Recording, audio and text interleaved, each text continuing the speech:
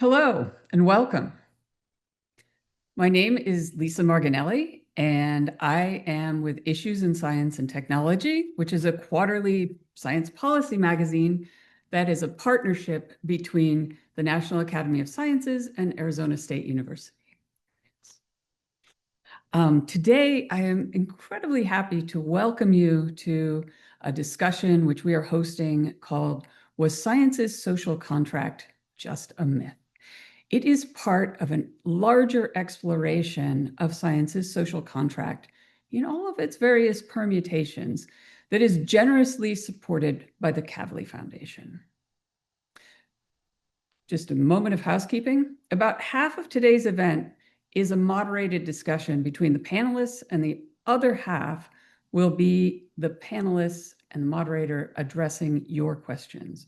So to get your question through, what you need to do is use the Q&A function. We'll be reading the chat. The panelists will not be reading the chat because they are not superhuman, but we will be reading those of us who are helping to moderate will be reading the chat, but the place to put your questions is in that Q&A function. It's down at the bottom of the screen. And we welcome you to use the chat to chat amongst yourselves. So let's get started. I am very excited to introduce our moderator, Beena Venkatraman. She is a journalist and author of The Optimist Telescope, and with a long history in science policy at many different levels. The panelists today are Ian Banks, Director of Science Policy at the Foundation for American Innovation; Heather Douglas, Professor at Michigan State University; David Guston, Associate Vice Provost at Global Futures Laboratory, Arizona State University; Brandon Obunu, Associate Professor at Yale University, and also a professor at the Santa Fe Institute. So I'm going to turn it over to Beena to get this underway. Thank you very much. We look very forward to this discussion. Thanks so much, Lisa, and hello, everyone. It's great to be here with you this afternoon, and thank you so much to Issues in Science and Technology for hosting such an important conversation at such a critical time to be thinking about and talking about the scientific research enterprise. Heather, I'd love to start with you. What the heck is the social contract for science? And who is this contract between? Can you illuminate that for us? And you have called it a useful but corrosive concept. So tell us what's useful and tell us what's corrosive. Oh, wow. Okay. So it was never a piece of paper that scientists and government officials sat down and signed. There was no actual contract. However, it was an idea of what should structure the relationship between science and society that developed out of World War II and really took hold in the post-World War II context. In my view, it was composed of three interlocking conceptual parts. One was a really important distinction between basic and applied research. Also, the idea that public funding was needed for basic research because no one else was going to do it. But without basic research, you weren't going to get to the applied parts, and that was where public good came in. And in addition, if you were doing basic research, you didn't have any other societal responsibilities other than doing the science well. And it was these components that together locked into place to create the idea of science that gets publicly funded, but kind of happens in its own autonomous sphere without any societal responsibilities. And out of it would come pure facts that we could then use for public good. So I think that was the social contract. It did a number of really important things. It protected science from political abuse because if science is supposed to be outside of politics, you have things like Don K. Price's spectrum from truth to power, where truth is on the opposite end of the spectrum from power, as far away from it as it possibly can get. It justified public funding for science. Didn't do a great job really structuring responsibility for science. And in the end, because I think it presents science as this value-free endeavor that happens outside of responsibility and societal influence, it ended up with a view of science as too impermeable and too unaccountable. And that, I think, was ultimately corrosive for the relationship between science and the public. And does this imply, Heather, that the concept of the contract was held more by people within science or by the public? Who are the entities who had this concept of the contract? So I think initially it was scientists in policymaking positions who are talking and thinking this way about things, but it spreads to justifications for funding structures within, say, the military, the broader public, debates about science communication, about why the public isn't trusting science. It must be because they don't know any science. So debates about scientific literacy come out of this. And I think it really permeates discussions of science and society through fields, including in my own in philosophy of science. It is structuring, for example, the debate around values in science that's taking place in the 1960s, even though it's not really acknowledged as such. So it becomes pervasive. Dave, I'd love to bring you into this conversation because 25 years ago, you declared that the social contract for science was dead. So, why did you say that? And where are we now? Is it more dead? Is it a zombie? So first, let me say that Heather and I think, share a very large part of the same understanding of the social contract for science. I would say a couple slightly differently inflected things about the particular terms, but the fundamental agreement that this is a tacit understanding. That's the part of the word social that's really important and helps condition how it is that we think about reconstructing the kind of relationship that we're interested in. 25 years ago, I wrote a piece that was generously framed in some of the opening scenes for this in Issues in Science and Technology, and that piece was based. I've been working on this so long, I have props. Okay, that piece was based on a dissertation that I wrote, and a book that came out of the dissertation, and a Chinese translation of the book that came out of the dissertation. And the point was that one can actually look at those elements that Heather articulated that I could re-articulate in my own version, and look at the history of the relationship between the federal government and particularly university-based science, and throw that up against events that actually happened. And the argument that I've made is that through the series of activities around misconduct in science and around technology transfer, mostly in the 1980s, sliding into the 1990s, the set of institutional relationships that emerged out of the social contract for science, that emerged out of the tacit understanding, were overturned. You got new institutional forms, new kinds of agreements, and a movement toward thinking about these things more explicitly rather than tacitly. Once you lose that tacit understanding, my argument is you can't really go back to a new social contract for science. So I gave a talk recently in DC that addressed in part all the recent calls for a new social contract for science. They're all wrong. Okay, you don't get a new social contract when the tacit understanding has gone. You have to go back and address things explicitly. Really interesting. Ian, I'd love to bring you into this conversation. I mean, what Dave's implying with that trajectory in history is that there are accountability mechanisms for science now that are different than what this tacit understanding was. I know you're involved in forging a sort of conservative policy around science and innovation, and you're right in the thick of things now because we have a conservative administration that is really fundamentally changing our understanding of what public funding for science means and how much it's going to be embraced. How do you look at this? Is there enough accountability? Have there been enough benefits from science? Where are you on that? Thank you so much, Bina. It's a pleasure to be here with co-panelists who I have looked up to and admired for years.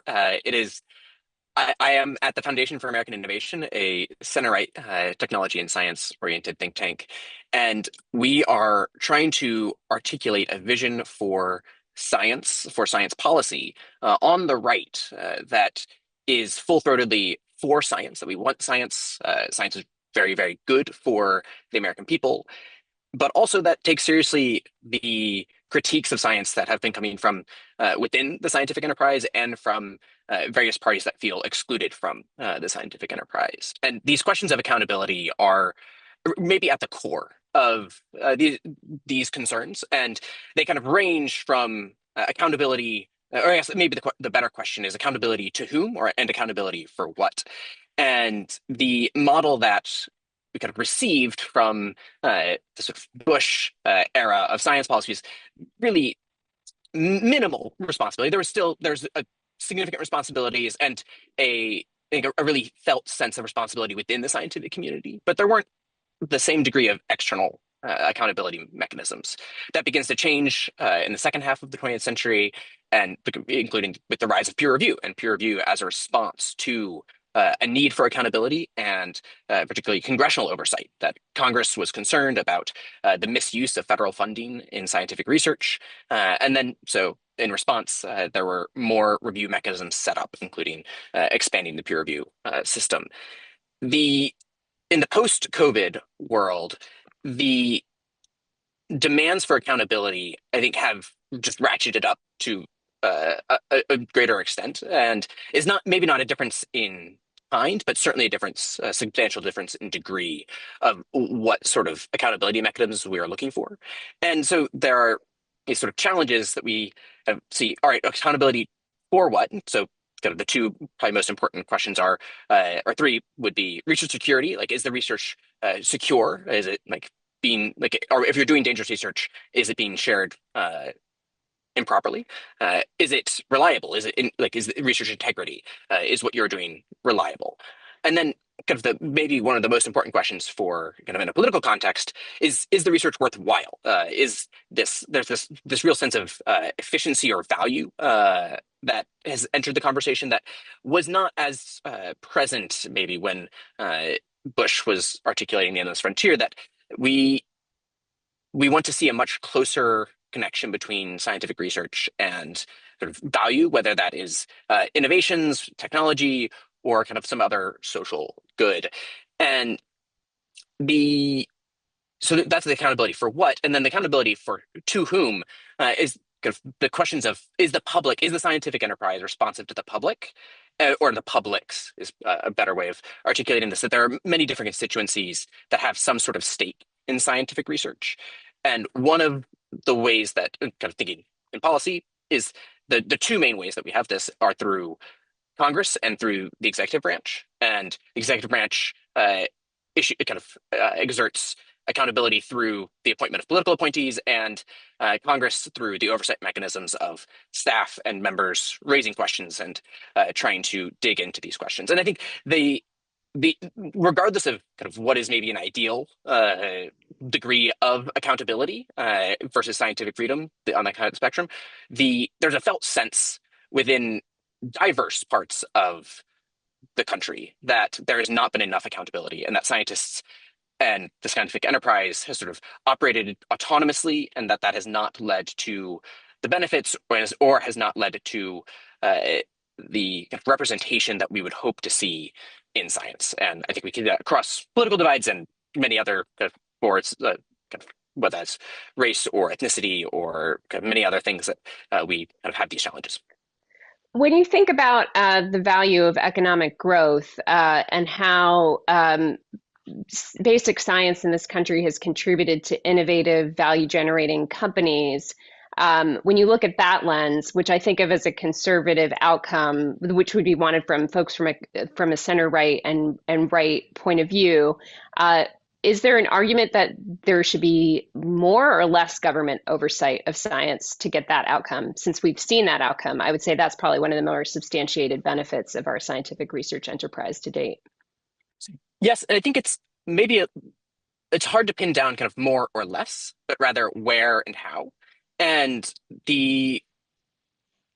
there's the questions around administrative burden on researchers. This has been a bipartisan issue, and with maybe a sort of naturally conservative or center-right concern that there's too much regulation over how science is done in certain ways. And so we need to free researchers of burden. We need to reduce the amount of paperwork that they're doing.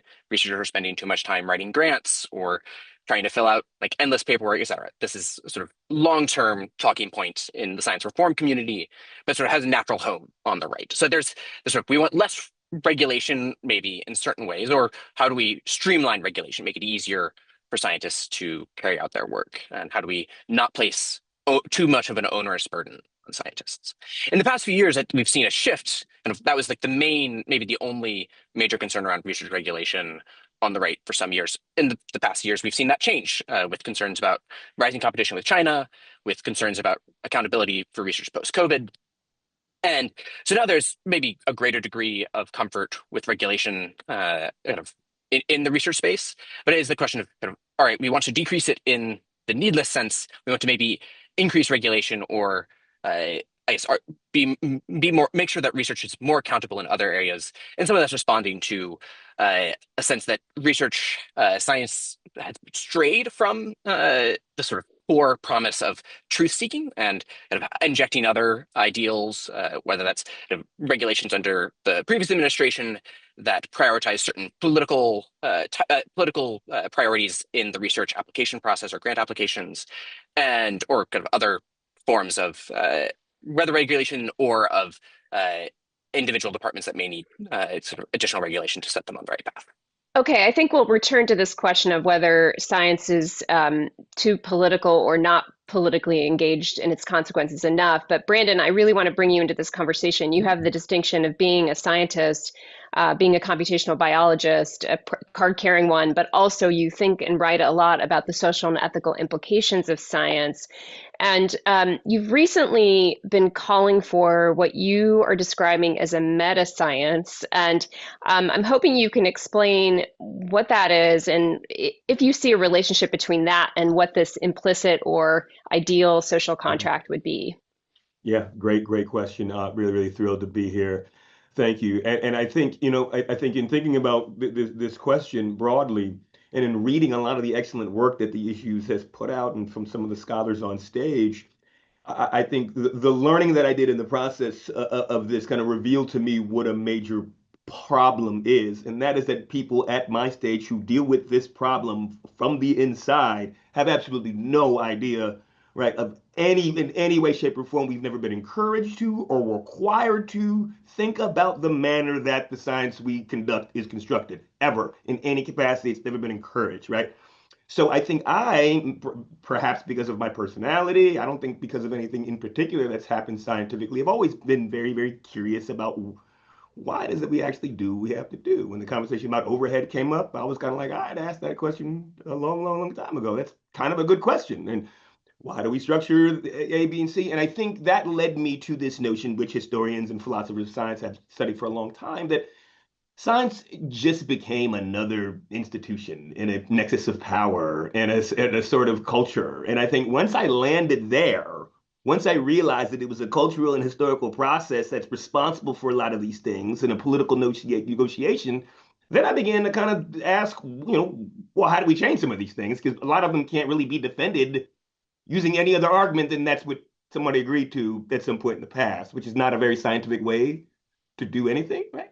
And so meta science is a field really charged with treating the scientific process, everything, publishing, hiring, promotion, all the other aspects as itself something that can be studied, right? As in it has processes, it has phenomena, it has biases, it has trends. And I think it's revealed a lot of really important things about the process of science, just how hiring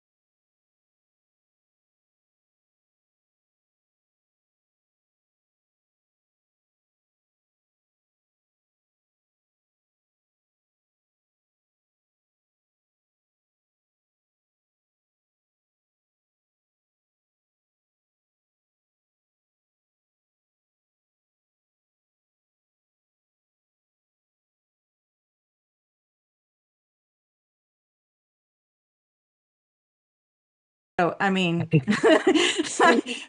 that might be something to think about. Like if that's part of the economic policy, maybe we need to have and much more explicit than just NSF putting its finger on the scale a little bit for underserved areas. Other, issues of how to distribute science funding. We talked about, the incredible burden of proposals. That is not good for science. A lot of people are talking about lottery systems. Lottery systems, though, no longer can say we fund the best science. But when we do the meta science, what we have funded, it's not turning out to be the best science. So maybe we really do need to rethink. And this is why I think, Dave, I disagree with you that you can't have an explicit social contract. I think you can make the terms general and talk about it and conceive it differently in explicit ways, even though it's still not an actual contract. Like, it doesn't have to be tacit to still be, a social contract. Well, can I ask this about the geographic question, Heather? Because it's an interesting thing to put into the conversation. And I just think about, okay, the concentration of wealth in Silicon Valley, the technology industry being built on this vast amount of federal investment in AI over the years and computational science over the years, and the US now having these very successful, very wealthy businesses built on that enterprise, but the sort of wealth of that not being distributed throughout the country. So I'm wondering if others have thoughts about, is it about the wealth or is it about the societal benefits being distributed across the country? How much are these things, if we were to have a social contract that actually felt like something the public was bought into, what do you think the public would actually expect? And I think that should be informed, Ian, by what you saw with COVID, right? Like what is a reasonable public expectation? What do we think is a realistic and reasonable public expectation as part of the social contract for science? I think well, I guess maybe a few points on geographic diversity is sort of, there are a lot of programs to increase geographic distribution of funding, including EPSCoR at NSF sends money to the sort of programs from the states, like prioritizes funding programs from, and like I think it's the bottom 40% of states by NSF funding. There's also the regional NSF engines program being stood up by the new TIP directorate, and these are some really interesting and I think exciting ways of thinking about. All right. There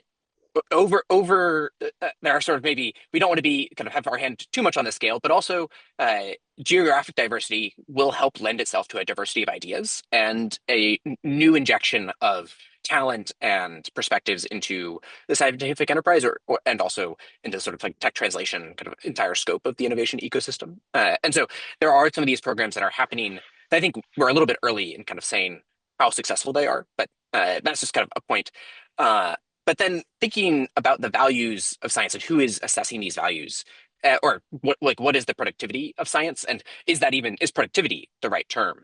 And as we think about re-articulating the social contract, whether that's explicit or tacit, us theorists can kind of can operate in the explicit, and what may become tacit for others. But maybe 2 points to make is, first, whether it's in the form of kind of industrial policy, competition, or kind of whatever sort of motivating factor you want to talk about, the economic and particularly kind of innovation tech translation benefits of science are an essential part of the value of science in the eyes of the public today. I think that is, and the tie even to sort of quote basic science, kind of the earliest discovery stage research is tied to this vision of economic growth and basic science as an economic engine.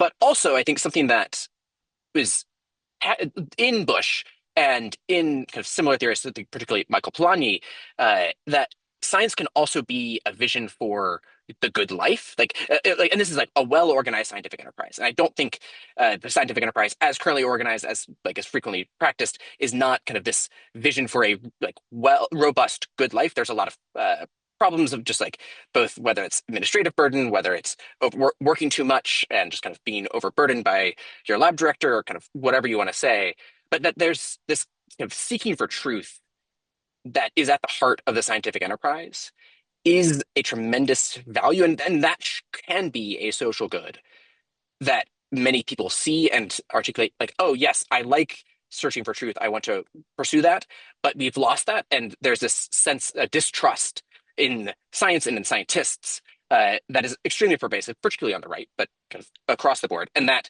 lack of trust has failed to, or has caused this kind of science is the good life to be kind of emptied. And so now we need to sort of, what we have left is the financial or economic productivity. And I want us to try and think about what would it look like to recapture this vision for science as the good life. Dave, There's another brief element that lays on top of science and the good life, which is the model of the scientific community and the way that knowledge changes over time as a nonviolent example of change that the democratic community could actually learn from.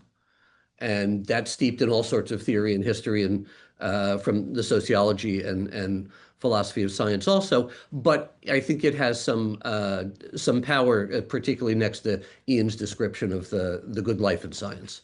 that's a really provocative, interesting thought, Dave. And Brandon, I'm wondering, I'm going to turn to the audience Q&A, but I'm wondering if you have thoughts about this notion of the pursuit of truth, like how much of the scientific enterprise is hewing to that value. And in the spirit of what Dave just said, is part of the issue here that that truth and that knowledge, the manner in which it's reaching people, right? The manner in which that is being shared.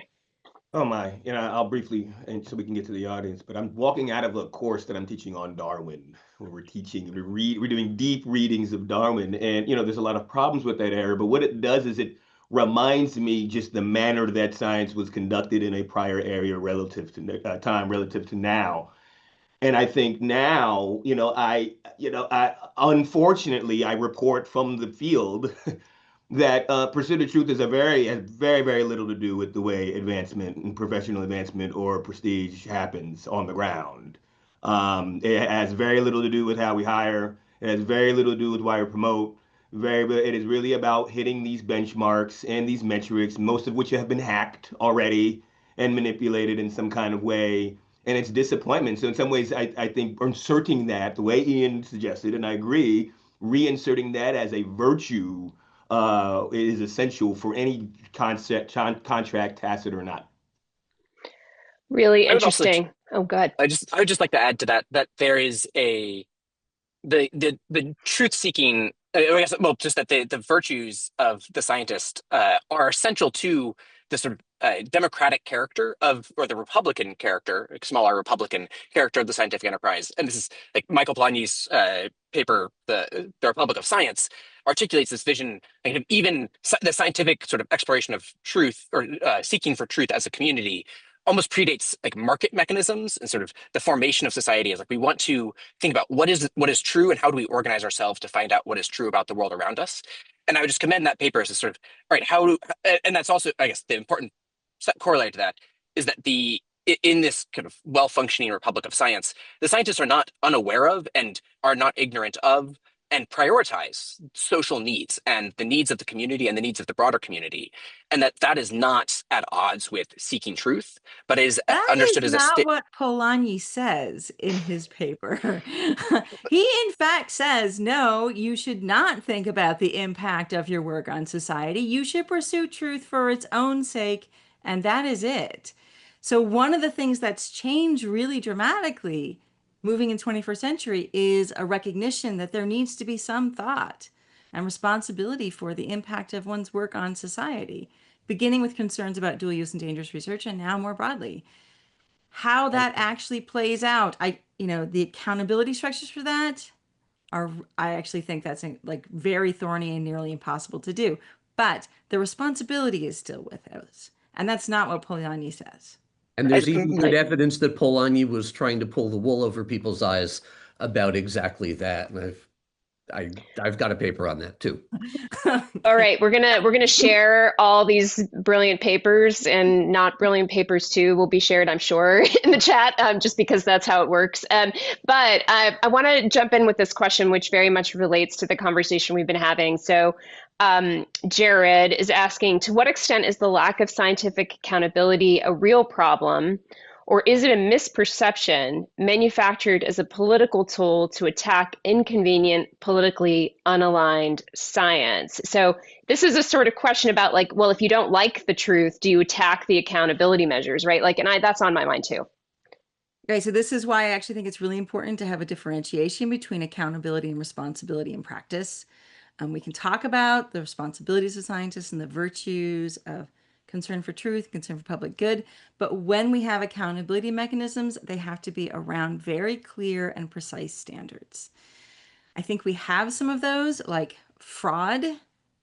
Hopefully, Office of Research Integrity are doing a good job, and not sure they actually are, but doing a good job in actually tracking down sources of fraud and reporting to the scientific community when fraud occurs. We know that retractions to requests for publications are slow, if at all answered, that there are real problems there with accountability with those systems. IRBs are supposed to protect human subjects before anyone does anything to any human subject, because that's a preventative accountability mechanism. IACUC should probably do a better job like thinking through the issues with animal research. Biosafety standards apparently, try to prevent a lot of things. I don't know if there's ever been an enforcement action for failing a biosafety standard. But that is not, for example, critiquing science because you don't like the conclusions. And because those standards are very clear, that I think is what protects science from politicization. If we start having fuzzy standards, wow, that is going to be a problem, because that's when political power can come in and use a fuzzy standard to apply to some and not others, depending on whether you like the science. There's another question that relates to this that maybe will allow others to jump in on it, which is that do you think it's appropriate for any administration, so any political administration, whether it's this one, past one, future ones, to encourage universities to sign contracts agreeing to certain principles, standards, commitments in exchange for access to federal funding? And so I think this gets at, Heather, like, is it like if there are perennial standards that are apolitical, if that such a thing exists, right? Like, can you create those? And in the political context we're in, like, is it appropriate for, an administration to come in and decide what these standards should be? And I would add to this question, this is from Lindsay McKenzie, by the way, if it's not appropriate, then how do these standards get set, right? Like if we aren't working within our political process in the democracy we live in, we don't have a technocracy. No one's going to just declare what these standards are. So how do we do it? So I could keep talking about that, but okay, I'll say. So when we instituted the legal standards for human subject protection, that was a political process. And a lot of scientists didn't like it at the time. So just having a political process or scientists just liking it doesn't make it illegitimate. But I think the standards need to be debated and need to be clear. And the problem with an administration just imposing standards, if they're not actually debated and made clear in some kind of public process, that is problematic. So go ahead, Dave. Yeah, there's also an issue of how the organized scientific community and often the universities that constitute it respond to these things. And so going back to the example that Heather used about protection of human research subjects, when there was a move in the late 60s into the early 70s to finally get our act together, there was significant opposition among the scientific community to the imposition of these things, however much debated they were. And then it happened. And then in retrospect, when we look in the rearview mirror, scientists were like, oh, we've always protected human research subjects. In the period that I was looking at in the deep work that I did around technology transfer, basically the same kind of dynamic happened. That no, this emphasis on intellectual property is going to destroy science. Oh, we've always contributed to the economy. This is a good thing that's happened. Oh, we've always protected. We've always done this kind of stuff, and we're seeing a roughly similar dynamic around the conversation about indirect costs, right? Where there's a threat of a big hammer that comes down. In this particular instance, the courts sort of push that hammer to the side, but the scientific community, the universities, the organization of universities gathers together and says, okay, maybe we have done something wrong here. We haven't been as clear about the inner workings of how the indirect costs happen, and we're going to put together this new framework, and that has yet to be seen. But it's roughly the same dynamic where there's been stuff that's skated on the edge, stuff that's crossed the edge. Big hammer from the federal government comes out, and the scientific community says, "Oops," and tries to reorganize, maintaining that facade of autonomy. And maybe it's extended. Maybe the facade is extended a little bit more, but it's a repeated dynamic that goes on. With respect to the individual offers to individual universities from this administration, I think that is something that is significantly different in the sense that you don't know precisely where it's coming from. It may be coming from a particular interpretation of Title VI. It may be coming from particular, perspectives on Title IX. It may be coming from, particular, anything. The point is that it's particular rather than, as I think Heather was suggesting, community-based and deliberative. There's a question here from Paul Barnett. Why not ask the public what their expectations are from the social contract? And maybe this has happened at some point. I don't know. Does anyone know here?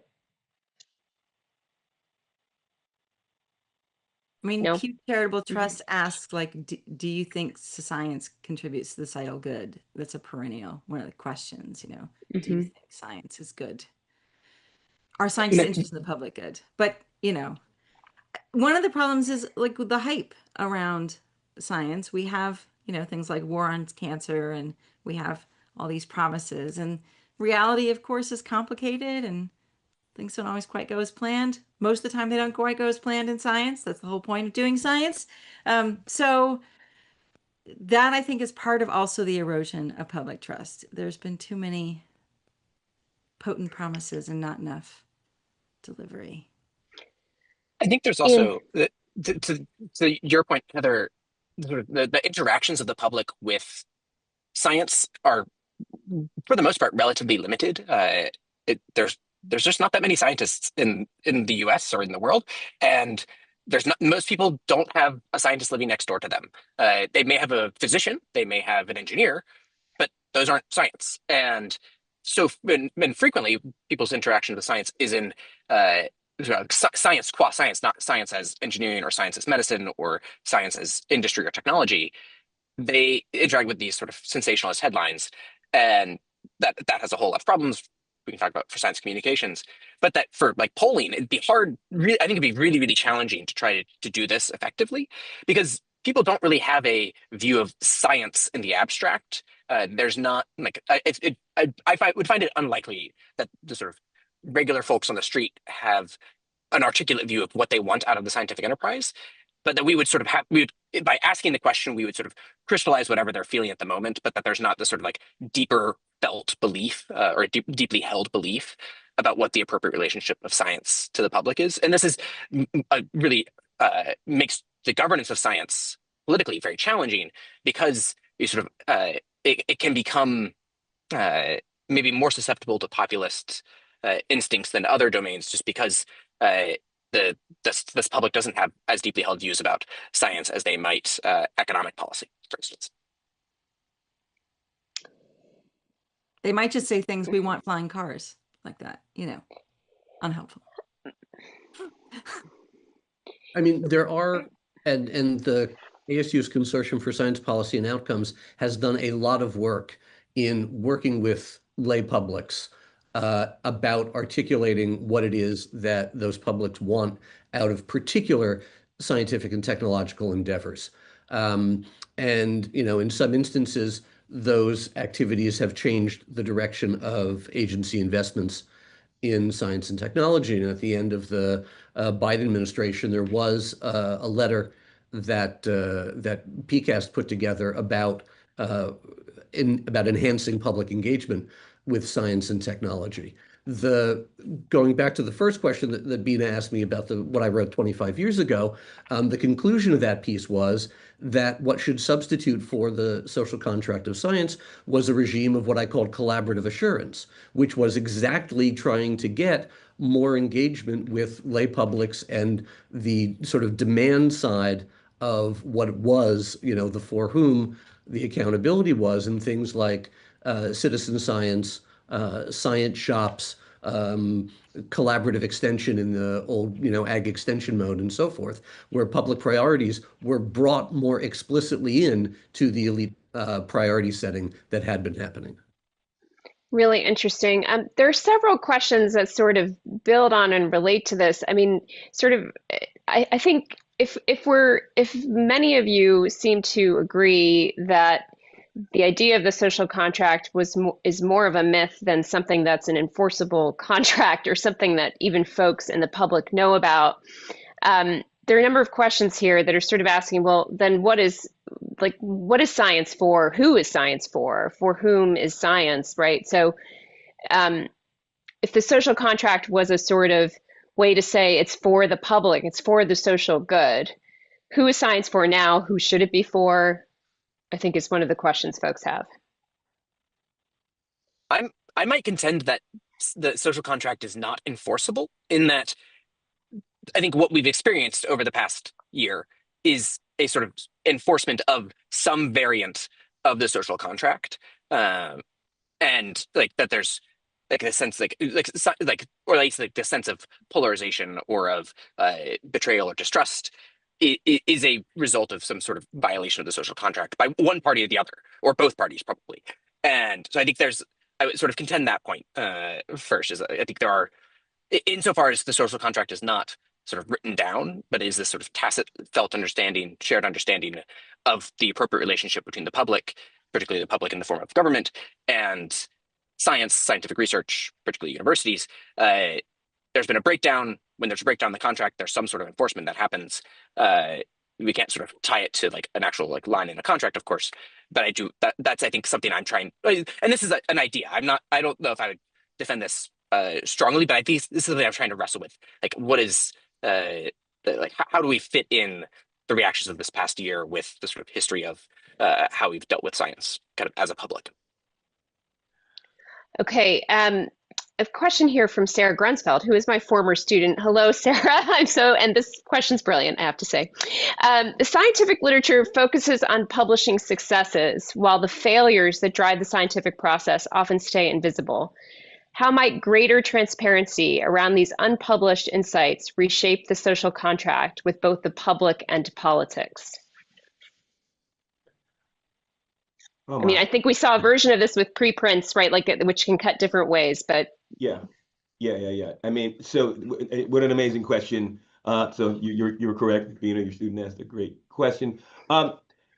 Yeah. So I mean, I think a lot of that goes back to the number one. You said we publish successes, and I think even that's charitable. I think we publish splashy results, which are often not successes, right? As we are seeing over and over and over and over and over and over again, but which I think kind of animates the power of that question, which is about the incentives on the publishing side, right? And that is one of the problems, and I think it is something that actually can reinforce and strengthen the contract. On the ground among scientists right now, right, the incentives are to, right, publish a sort of result a certain way that, to the public conversation we just had, is legible to the public in a very specific sort of way. Okay.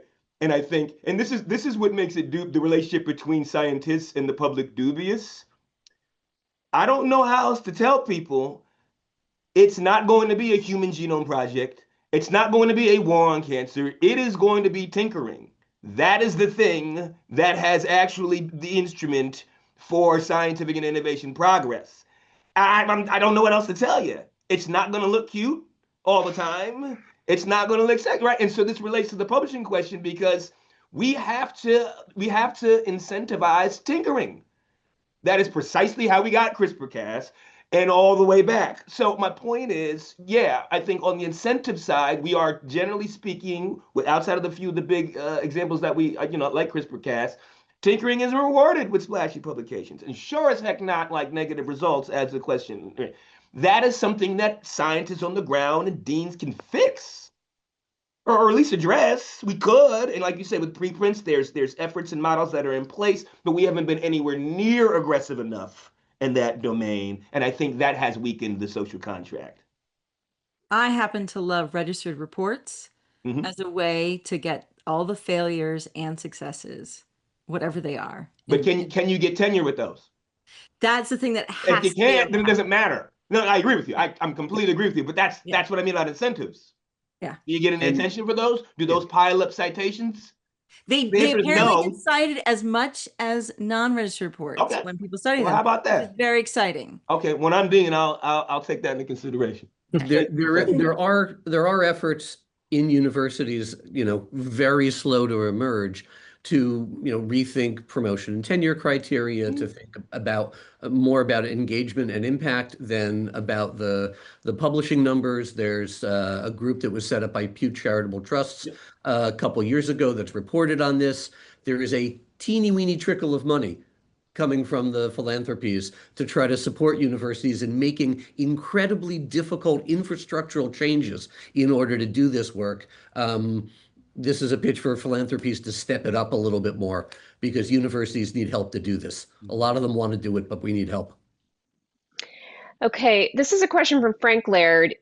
He says, what is the financial part of a new social contract for science? So he's sort of asking about the financial stresses on university researchers that have been growing and showing up in lower grant success rates, which relates to this administrative burden notion you raised, Ian, and the problems young scientists have in finding good career paths. So what's the right financially sustainable policy for science? Oh, good. You're asking me about my new funding system. So I actually think we should jettison the basic applied distinction for thinking about science entirely. I think it is opaque, undefined, and it hides what's actually happening in science.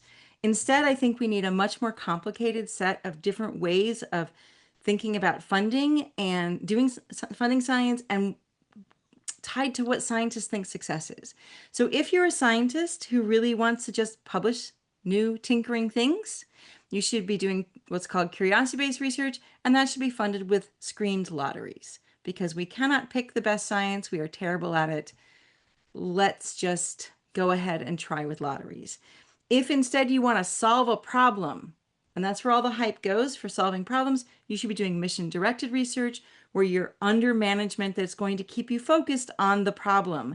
And you can't just follow everything wherever it goes, because you need to solve the problem. That's also going to be different than engaged public research, where you're a researcher who's going to work with an external public community, which is going to take longer and a different funding structure. And then your goal is to actually help that community, which is also different than regulatory research, which are the studies that should be used for regulatory decision making. And that we need to be funded with private funds, but laundered through a public institution that then distributes the money. And those are the only studies that count for regulatory decision making, which is also different than big science infrastructure, which is also different than private interest research. So that's the topography. I think it would be better, and it would mean all researchers would have much less grant application time needed. Last Wow. one. That's all I needed to hit. No, Yes, I was really hoping we'd get to hear Heather's. That was great. That was great. Thank you, Professor. Pitch. This is, I'm really, really excited about your idea, Heather, on this kind of 6 different funding mechanisms, but also recognize that this would be really uncomfortable for scientists. I think we just need to kind of address that up front, that this would probably be very, very good for rebuilding public trust and articulating what is actually happening in the scientific enterprise, but that this might mean that the sorts of there'd be a lot more competition for this kind of curiosity-driven research that is assigned by lotteries, and this will not be an easily acceptable project. But I think this is one of the most promising proposals I've heard for funding, and so I'm really, really excited. I also think registered reports tied to lotteries would be a fascinating thing to try. I want to combine two questions that are here, and then I'll get to a closing, very rapid fire one right before we end. But one is really about how to navigate conversations with the scientific community about accountability in this political climate, because it's there's like a need to defend, right? Like in some people's view, against attacks on the enterprise at all. So how do you actually move this conversation forward? And then a related question about asking, how much is the current debate and political climate actually about science and these problems with science versus about attitudes towards universities, attitudes towards elites, different things that are really the target. Maybe it isn't science. So can folks wrestle with that? Brandon, one of these was directed at you. Yeah, I'll start because these are very near and dear to me, and I think the first one I'm actually putting a column together that addresses that point. What I'll say is to the how do you navigate these two things? I think the manner that I've done it is, or the manner that I try to do it is, I defend science at all, defend science like it is the greatest knowledge creation instrument in the history of the universe, and I will defend it for the rest of my career, right? That said, the best way to do so is to fix the problems that we can fix in the meantime, right? Like there are problems that is, I think that that's as vulnerable to attacks.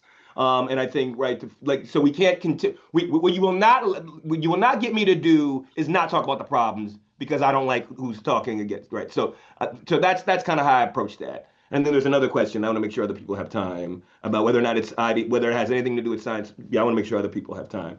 There's a second question. I would love to hit that second question. Mhm.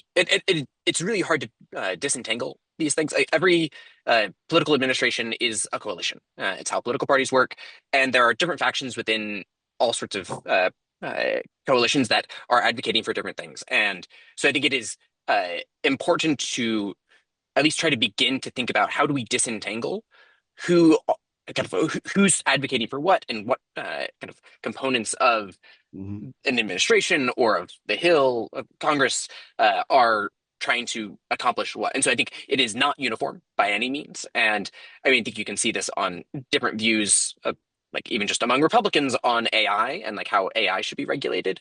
There's a very, very hot debate happening in like all over DC about how should we regulate AI. And there's similar parallels for thinking about higher education. There's a lot of different parties, and like even just within the people who are in power.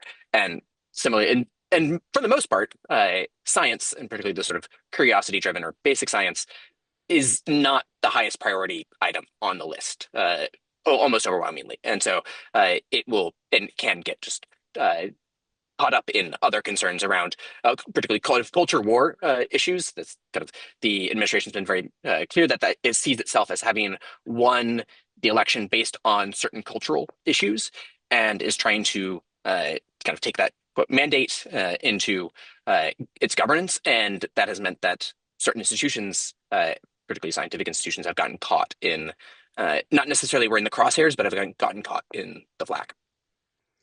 Okay, I would love to close by asking all of you to answer a question, and this is going to be super easy, just in one sentence, please. Which kind of brings us back to this idea of a social contract. Like, do we still need an implied social contract for science? Yes or no? And since most of you critiqued the concept of it, if you answer yes, can you tell us in a sentence, like, how should it be reimagined? Or how would you restate what the new social contract should be if you're a yes? Dave. No, we don't need a new social contract, but we need a new framework that addresses the overall relationship that should lean in the direction of bringing more and more diverse public voices into the conversation about what science is for. Got it. Ian? Yes, we should have a form of a social contract, whatever you would like to call it. There is an agreement between the public and the kind of scientific enterprise that there will be an exchange of funding, of resources, of time and attention in exchange for some degree of social good benefit, or just kind of maybe even just good, capital G, in the form of truth. And that articulation we should demand that science is reoriented towards the good, the true, and the beautiful. And I'm working on a piece that will kind of articulate what those look like. But that's my vision for what science should be reorganized towards. Brandon? Scientists hate more rules. They hate rules at all, but nobody's entitled to a profession without some rules, without some expectations. So that's a yes? Social contract is what work is. Everybody else has to have rules and guidelines for what they do. Why can't we? I have no problem with it, given that those things are right. What they are up for debate, and that's what remains to be seen. Okay, but you would keep it the same, or would you No, restate what I it would should? reimagine it. I would Okay. reimagine it, make it more transparent, right? Because that can improve the quality of the work that's happening on the ground. Thank you. Heather? So I think the social contract is still a useful metaphor. I think we need it to justify public funding, to articulate what it is and how we should be protecting science from political power and abuse, what constitutes responsibility in science, and how to make science the best possible enterprise for both knowledge and public goods. Thank you. Lisa, back over to you. Thank you so much for being in this conversation, everyone. Wow. Thank you. What an incredible conversation.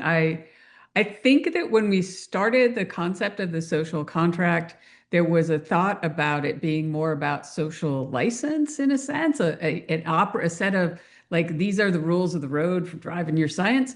And it has become much more rule driven in this discussion, but this discussion went to amazing places. And I just really want to thank you to Bina for leading this conversation, to Ian, Heather, Dave, Brandon. This was incredible. So you other people who've been watching, thank you very much for coming. You can find issues at issues.org. You can even give it as a gift for the holidays. And we have an upcoming event on December 4th. You can find that on our website. Thank you for joining us. Thank you to the panelists. Thank you, Bina, for leading this incredible conversation. And we'll see you next time. We do expect to have many more conversations like this about the social contract and its various aspects in the new year. And we invite you to come back and read more material and, send us your ideas. We'd love to publish you too. Take care. Have a good evening.